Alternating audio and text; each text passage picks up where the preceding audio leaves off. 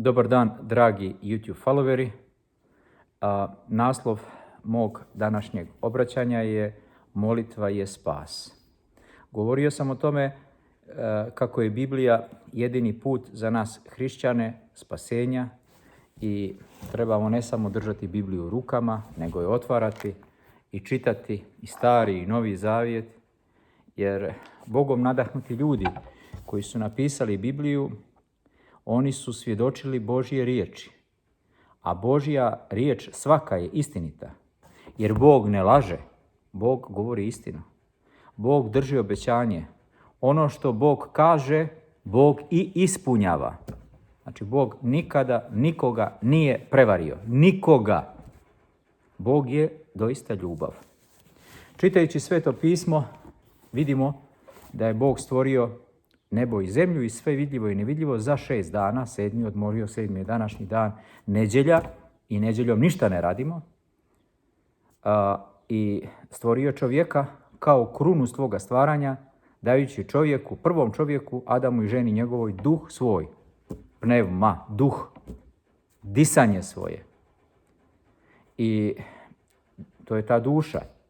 I zemlja je postala tijelo.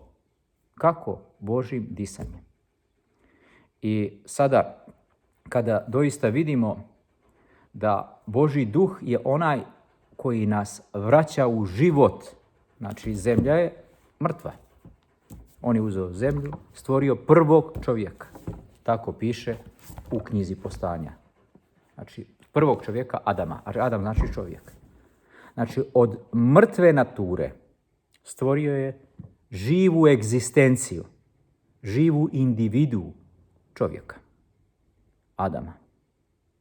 Sada, pratio je tog čovjeka do njegove fizičke, biološke smrti, pratio je njegove potomke, pratio je proroke, pratio je narode i kada je poslao svoga jedinorođenog sina, Gospoda, Boga i Spasitelja našeg Isusa Hrista, istim tim duhom svetim, koji je integralni dio presvete i životvorne trojice, on je ozdravljivao bolesne i podigao iz mrtvih, odnosno vaskrsavao umrle. Lazara, na primjer. Dočku Jairovu, kako piše u starim knjigama, odnosno Jairovu ćerku, Dašti Jairova. On je vratio nju u život.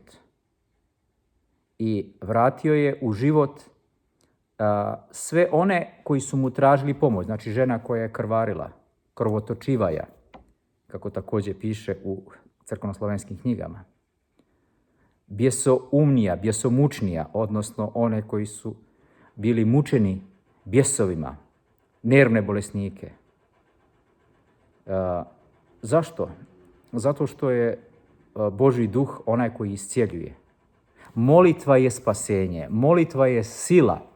Sada imamo onu priču iz Svetog pisma kako je zli duh tražio od Isusa da ga ne muči i da mu dozvoli da ide u krdo svinja. I svinja su pale i utopile se. Znači, Isus ima vlast kao Bog i nad negativnim silama. Znači, ko je taj koji može nas izbaviti negativnih sila? Samo Isus, odnosno samo Bog.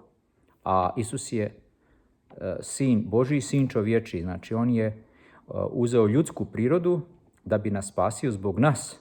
Ali on nikada se nije odrekao Božje prirode. Znači, on je uvijek egzistirao u presvetoj trojici. Isus znači Mesijah, Jesua el Mesijah. Na arapski, Ješua el Mesijah, na hebrejski, znači spasitelj, iskupitelj, onaj koji spašava. A molitva je silna. Znači, molitva, pogotovo molitva Gospodnja, ja sam o tome govorio u videoklipu Oče naš. Molitva Gospodnja je molitva koja je izgovorena ustima samog Gospoda Boga i Spasitelja našeg Isusa Hrista. Znači, sam Isus je izgovorio: Oče naš koji jesi na nebesima, da se sveti ime Tvoje, da dođe carstvo Tvoje, da bude volja Tvoja i na zemlji kao što je na nebu. Hljeb naš nasušni daj nam danas i oprosti nam dugove naše, kao što mi opraštamo dužnicima svojim, i ne uvedi nas u iskušenje, no izbavi nas od zla. Sada, u tome mi vidimo da je ta molitva jaka, zato što je u njoj sadržano sve ono što mi u životu želimo, hoćemo, tražimo. Znači, tražimo hljeb naš nasušni, tražimo da nas ne uvede u neko iskušenje i da nas izbavi od zla. Znači, gdje god krenemo, možemo da tvrdimo da nas čekaju i iskušenja i zlo. Znači, svuđe je to. Sada, molitva je ta koja nas oslobađa okova tame, okova zavisti.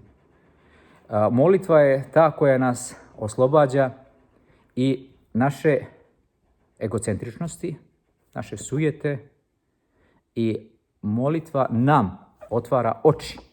Mi smo dosta puta zaslijepljeni, ali kad se molimo Bogu, a pogotovo kada čitamo Sveto pismo, jer Sveto pismo je odgovor na sva naša pitanja i Sveto pismo je lijek, onda nam je mnogo lakše.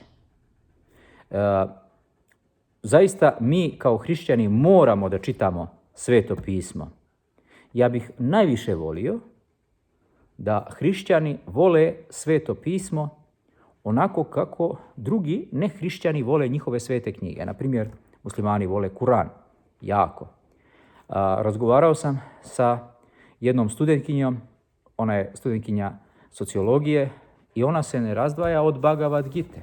Ona jako voli Bhagavad Gitu i ja sam s njom baš komentarisao o tome i mogu reći da Bhagavad Gita je kao knjiga za njih veoma sveta, filozofsko djelo. Daj Bože da mi hrišćani volimo toliko Sveto pismo i da se ne razdvajamo od Svetog pisma. Oduševio me jedan taksista dok sam se vozio s njim u Njemačkoj, koji se nije razdvajao od Svetog pisma. I stalno je citirao i kad me odveo na aerodrom, on mi je dao kopiju njihovog izdanja. On je bio Jehovin svjedok Svetog pisma i on kaže: Sveto pismo je moj život. Ja Sveto pismo najviše volim. Doista mi se nećemo složiti sa njihovim prijevodima Svetog pisma. Oni su malo dorađeni, malo skraćeni, malo dodati i tako dalje. Ali njihov entuzijazam je primjeran. Oni se doista mole. U mnogim protestantskim zajednicama vidjet ćete da jednostavno ljudi nisu fake, da dolaze i mole se Bogu. Mi se sa mnogima, da kažemo, dogmatski razlikujemo, eklesiološki, fundamentalno, ali moramo im priznati tu revnost prema Svetom pismu, Božjoj riječi i povjerenje. Znači, povjerenje u Boga. Oni vjeruju doista da je svaka zapisana riječ tačna. A molitva ima najveću silu. Molimo se koliko god možemo. Neka nam molitve nekad budu duge, nekad kratke, sve zavisi od okolnosti. Ali molimo se i vjerujemo, pogotovo kad čitamo molitvu za zdravlje, pogotovo kad čitamo molitvu za ozdravljenje. Vjerujmo da je molitva istinita, da je molitva spasenje, da je u molitvi spas. Molitva je jedan od puteva k spasenju. Neka vas sve Gospod blagoslovi. Amin.